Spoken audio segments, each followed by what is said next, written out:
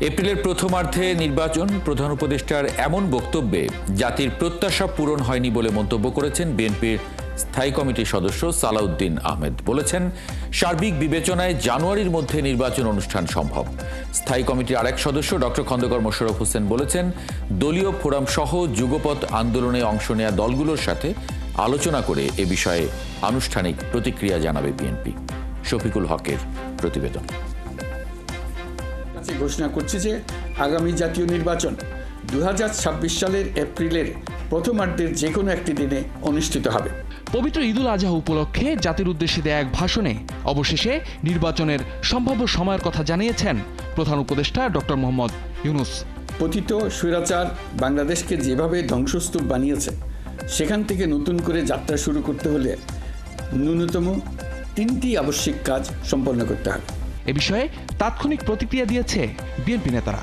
তারা বলছেন, রাজনৈতিক দলগুলো ডিসেম্বরে নির্বাচনের যে কথা বলে আসছে সেটি আমলে নেওয়া উচিত ছিল। মোদ্দা কথাই বলতে পারি, আমাদের এবং জাতির প্রত্যাশা পূর্ণ হয়নি।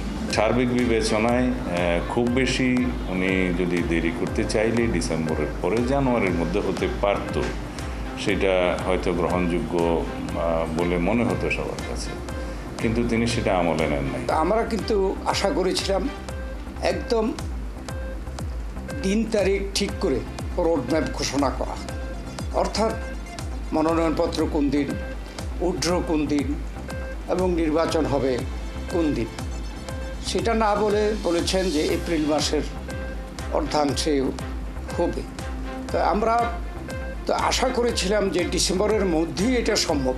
সংস্কার এবং মামলার বিচার এটা চলমান বিষয়, এটা সম্ভব হবে কিনা নির্বাচনের আগে, এ সম্বন্ধে আমাদের সন্দেহ আছে। তবে আনুষ্ঠানিক প্রতিক্রিয়া জানাতে আরেকটু সময় নিতে চায় বিএনপি। প্রধান উপদেষ্টা যে ঘোষণা দিয়েছেন, আমরা বিএনপির আমাদের শীর্ষ পর্যায়ের নেতৃবৃন্দ এই সম্বন্ধে আলোচনা করে সিদ্ধান্ত মোতাবেক আমরা জনগণকে অবহিত করব।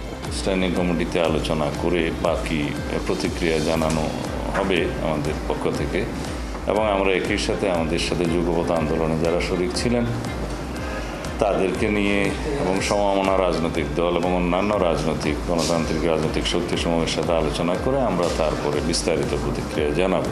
চট্টগ্রাম বন্দর প্রসঙ্গে প্রধান উপদেষ্টা যে বক্তব্য দিয়েছেন তার সমালোচনাও করেছেন নেতারা। ম্যান্ডেটহীন একটি নির্বাচিত সরকারের কি এই সমস্ত জাতীয় ইস্যু নিয়ে সিদ্ধান্ত নেওয়ার এখতিয়ার আছে?